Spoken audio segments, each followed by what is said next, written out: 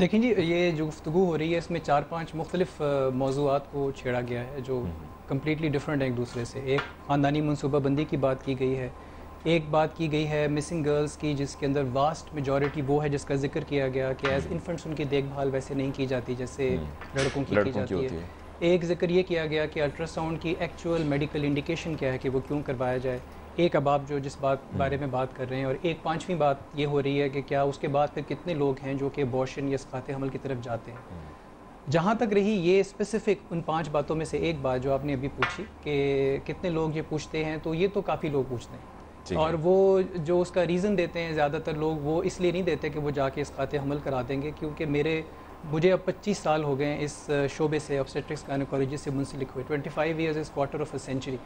اور ان 25 سالوں میں سوائے 5 سالوں کے جو میں UK میں تھا، باقی 20 سال پاکستانی پاپولیشن کے ساتھ ہوئے. اس میں تو آج تک کبھی ایسا نہیں ہوا کہ کسی پیشنٹ نے یہ سنتے ساتھ ہی کہ اس کو پتہ لگا کہ اس کی بیبی گرل ہے، اس کے بعد جا کے اس نے کروایا. میری ٹریننگ میں بہرحال یہ بات شامل تھی، اور ہم اپنے ڈاکٹرز کی ٹریننگ میں یہی جو گائنی سے منسلک ہم یہ کہتے ہیں کہ آپ جینڈر نہیں بتائیں الٹرا ساؤنڈ کے اوپر، کیونکہ یہ 100% ایکوریٹ ہو نہیں سکتا. ہمیں ٹریننگ میں یہ سکھایا جاتا ہے کہ gender is something which is determined at the time of birth. لہٰذا بہترین الٹرا ساؤنڈ اسپیشلسٹ کے ساتھ، بہترین مشین کے ساتھ بھی اس بات کا 5 سے 10% چانس ہے کہ آپ صحیح نہیں بتا پائیں گے. اچھا. تو اس لیے یہ بالکل میرا خیال ہے کہ اپروپریٹ نہیں ہے، اور نہ ہی یہ میڈیکلی انڈیکیٹڈ ہوتا ہے. نہیں تو پھر اگر یہ میڈیکلی انڈیکیٹڈ بھی نہیں ہے، اپروپریٹ بھی نہیں ہے، آپ نے کہا کہ صحیح نہیں ہے معلوم کرنا، تو پھر ڈاکٹرز بتائیں نا. یہ ڈاکٹرز پہ ذمہ داری عائد ہوتی ہے نا کہ وہ بتائیں نا. زیادہ تر لوگ جو ہیں وہ پوچھ رہے ہوتے ہیں اس سے کہ ایک کیوریوسٹی کا ایلیمنٹ بہت بڑا ہے. یہ صرف یہ والی بات نہیں ہوتی، کیونکہ جینڈر اگر آپ کسی کو کہہ دیں گے کہ آپ کی بیٹی ہے تو وہ تبدیل تو نہیں ہوگا، وہ تو اب وہی چلے گا، اور 4تھے مہینے کے اراؤنڈ اور اس کے بعد سے پتہ لگنا شروع ہو جاتا ہے. بہت سے سینئر ڈاکٹرز ہم لوگ تو بالکل بھی نہیں بتاتے ہیں، لیکن بہت سے پیشنٹ جو ہیں وہ اس وجہ سے پوچھ رہے ہوتے ہیں کہ ہم نے شاپنگ کرنی ہے، صرف اس لیے بتا دیجئے. لیکن اسقاط حمل میرا یہ خیال ہے اس ٹائم کے بعد، 4تھے مہینے کے بعد، جبکہ بیبی پورا بن گیا ہوتا ہے، ایسی کوئی پالیسی ہونی چاہیے کہ ٹھیک ہے ایک الٹرا ساؤنڈ کا ہونا ضروری ہے، لیکن پھر اس کے بعد یہ بتانا کہ لڑکا یا لڑکی کوئی کتنا ہی اصرار کیوں نہ کرے، بتانے کی ضرورت نہیں ہے. بالکل. جیسے اگر میں سمجھتا ہوں کہ میں یہ بہت سارے ڈاکٹر جن کو میں جانتا ہوں کہ وہ اگر ان کو نظر بھی آ جائے تو وہ بالکل اس بارے میں ذکر بھی نہیں کرتے، اور بالکل وہ میڈیکل فیکٹ بتاتے ہیں کہ چونکہ اس میں ایک ان ایکوریسی کا امکان ہے، اس لیے یہ اس وقت پتہ لگے گا جب بیبی باہر آئے گا. انلیس کہ جیسے میں نے کہا بہت ہی کم لوگوں میں اس بات کی میڈیکل نیڈ ہوتی ہے کہ یہ ایگزیکٹلی جینڈر معلوم کیا جائے. زیادہ تر نیڈ تو وہ ہوتی ہیں جو مفتی صاحب نے بھی، آئی ایم گلیڈ کہ انہوں نے اس کا ذکر کیا کہ میڈیکل حوالے سے کہ بچے کی گروتھ ٹھیک ہے کہ نہیں ہے، اس میں کوئی پرابلم تو نہیں ہے، پلیسنٹا کی طرف سے آکسیجن اور خوراک کی سپلائی ٹھیک ہے، وغیرہ وغیرہ. الٹرا ساؤنڈ تو کروشل ہے پریگننسی. یہ بتائیے یہ ایک مشین، الٹرا ساؤنڈ مشین کتنے میں پڑتی ہے، کتنے میں کاسٹ کرتی ہے؟ میرا خیال ہے کہ سستی ترین مشین شاید 2 لاکھ یا 2.5 لاکھ 3 لاکھ میں آ جاتی ہے. 2-2.5-3 لاکھ. اور اس کے بعد پھر اس کی میکسیمم پرائس زیادہ ہے. ٹھیک ہے. آپ سب سے جی پروفیسر صاحب، آپ سے اور دیگر مہمانوں سے ہماری گفتگو ناظرین جاری رہے گی. ناصر جاوید صاحب نے لفظ استعمال کیا کہ اقلیت میں ہے، اکثریت میں نہیں ہے، کہ بچی ہے تو استقاط حمل کو ترجیح دی جائے، اور بچی کسی طریقے سے کی پیدائش ہونی ہے تو وہ نہ ہو. یہ جو سوچ ہے اس کو کیسے تبدیل کیا جا سکتا ہے، اور کیا کیا جائے کہ یہ اس سوچ کے مالک لوگ اقلیت میں ہی رہیں، اکثریت میں نہ ہوں؟ اس پر بات ہوگی ایک بریک کے بعد.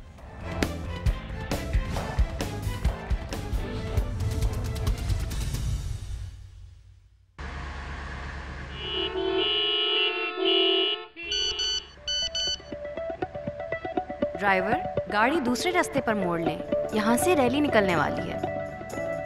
گاڑی میں ہوں پر خبروں سے دور نہیں، کیونکہ جانتے رہنا لازمی ہے. تو ابھی اپنا فون اٹھائیے اور سما SMS نیوز الرٹس حاصل کرنے کے لیے SA ٹائپ کیجئے اور بھیج دیجئے 8125 پر. سما SMS نیوز الرٹس، جانتے رہنا لازمی ہے.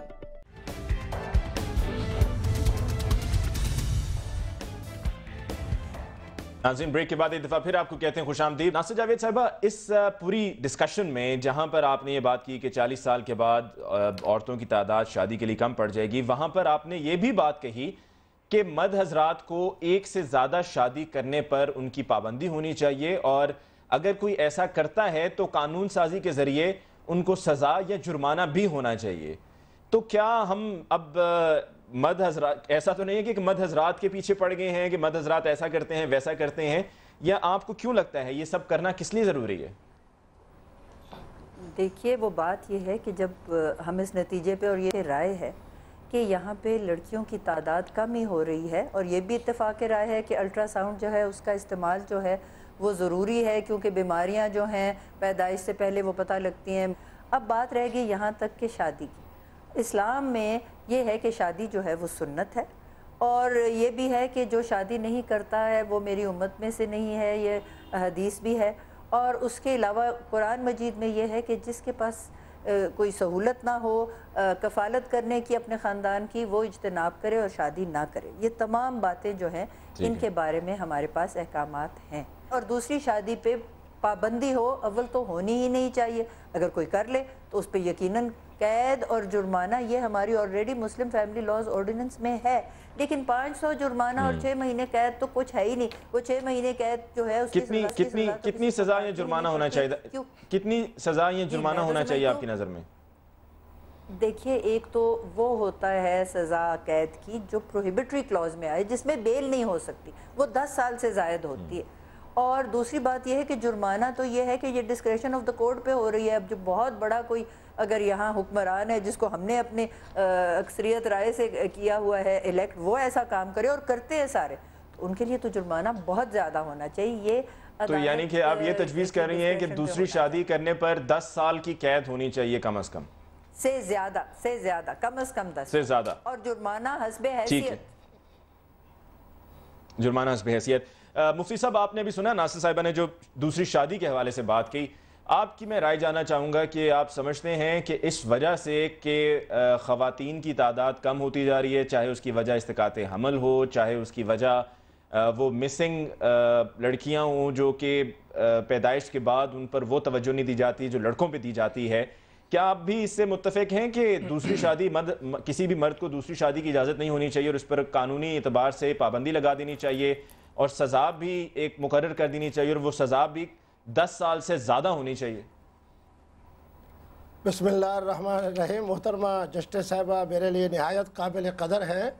یہ حقیقت ہے کہ دوسری اور تیسری اور چوتھی شادی کی جو اسلام نے اجازت دی سورۃ نساء کی آیت کے ضمن میں، وہ یقیناً نظریہ کفالت کے تحت ہے، اور اس میں بڑی جرات کے ساتھ میں مختلف پروگراموں میں یہ بات کہہ چکا ہوں کہ سیدنا علی المرتضیٰ نے دوسری شادی کی ارادہ کیا تو حضور نے اجازت عطا نہیں فرمائی۔ صورت کے اندر صرف نظریہ کفالت کے تحت کہ ایک مسلم معاشرے کے اندر کوئی ایسی محترمہ جس کی کفالت کرنے والا کوئی نہ ہو، نان و نفقے کا اس کا انتظام نہ ہو، تو اس کے لیے پھر شریعت نے اجازت دے دی کہ جناب اس مسلم معاشرے کے اندر یہ محترمہ جس سے نکاح کر لیا جائے گا تو ایک معزز اور ایک محترم، ایک روشن حوالے سے اس کی زندگی ہو جائے گی۔ ایک اس کا سرپرست ہوگا جو خامند کے نام سے منسوب ہوگا، پھر وہ اس کا نان و نفقہ ادا کرے گا، اور اس طریقے کی کفالت۔ میں یہ نہیں سمجھتا کہ آج کے زمانے کے اندر اگر ہم خواتین کے حقوق کی طرف دیکھیں تو خدا را ذرا مردوں کے حقوق کی طرف بھی دیکھ لیں۔ ہم یہ کہہ دیں کہ اگر کسی مرد نے دیکھیں جی، شادی تو وہی ہوتی ہے جو باہمی رضامندی سے ہوتی ہے۔ 16 سال سے زیادہ عمر کا لڑکا اور 16 سال سے زیادہ عمر کی لڑکی جو ہے، وہ تو میں نے پہلے بھی کئی دفعہ کہا کہ ہمارے اس دین رحمت نے یہ کہا کہ ہر وہ محترمہ جو عاقلہ و بالغہ ہے وہ اپنے نکاح کے بارے میں مکمل خود مختار ہے، اس کے لیے ولی کی اجازت بھی نہیں۔ الایّم احق بنفسها من ولیہ، میرے نبی رحمت کا فرمان ہے کہ عورت خود اپنے لیے سب سے بہتر ولی ہے۔ اب ایک عورت اپنی رضامندی سے ایک ایسے خامند کے ساتھ شادی کر رہی ہے جس کے بارے میں اس محترمہ کو معلوم ہے کہ وہ پہلے شادی شدہ ہے۔ اب یہ بھی ہو سکتا ہے کہ اس کے پہلے بیوی سے اولاد نہیں ہے، اس کے اندر ایک طرف موجود ہے کہ اللہ تبارک و تعالیٰ مجھے دوسری بیوی کی طرف سے اولاد عطا فرما دے۔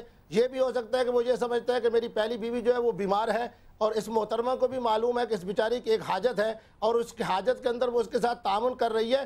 میں قطعی طور پر بڑی جرات کے ساتھ یہ بات کہوں گا کہ میرے نبی رحمت کا فرمان ہے کہ لا اغلاق فی النکاح، نکاح کے اندر بالکل کوئی جبر نہیں۔ جس طرح خواتین کے لیے ہم جبر نہیں کر سکتے کہ وہ ہر حالت کے اندر جناب ولی کی اجازت سے نکاح کریں، اسی طرح اس طرح کی قانون سازی کرنا۔ ٹھیک ہے، اس معاملے میں ٹھیک ہے مفتی صاحب، میں آپ کی طرف دوبارہ پھر آتا ہوں، ذرا فرزانہ صاحبہ کی طرف بھی چلتے ہیں کہ آپ نے کہا کہ اس معاملے میں کوئی جبر نہیں ہے۔ جی ہاں، کس بارے میں؟ اس بارے کے اندر کہ جو آدمی دوسری شادی کرے یا تیسری شادی کرے اس کے لیے قید بامشقت ہونی چاہیے۔ یہ اخلاقی حوالے سے بھی، قانونی حوالے سے بھی، عقلی حوالے سے بھی انتہائی گراوٹ والی بات ہے۔ ٹھیک ہے فرزانہ صاحبہ، آپ نے سنا مفتی صاحب نے کہا کہ یہ دوسری شادی کی پابندی جو ہے اس پر کوئی جبر نہیں ہو سکتا، رضامندی کی بات کی، اور یہ بھی کہ جو سزا یا قید ہے یہ بھی، ہاں بالکل، یہ بھی جو ہے وہ غلط ہے۔ اب آپ سزا سے متفق ہیں کہ کم از کم 10 سال سزا ہونی چاہیے۔ اس ایسے مرد کو کہ جو دوسری شادی کرے؟ وہ تو میں سمجھتی ہوں کہ لیگل حوالے سے ناصرہ اقبال صاحبہ زیادہ بہتر بتا سکتی ہیں، لیکن میں یہ ضرور سمجھتی ہوں کہ اس کے اوپر مکمل طور پر پابندی ہونی چاہیے.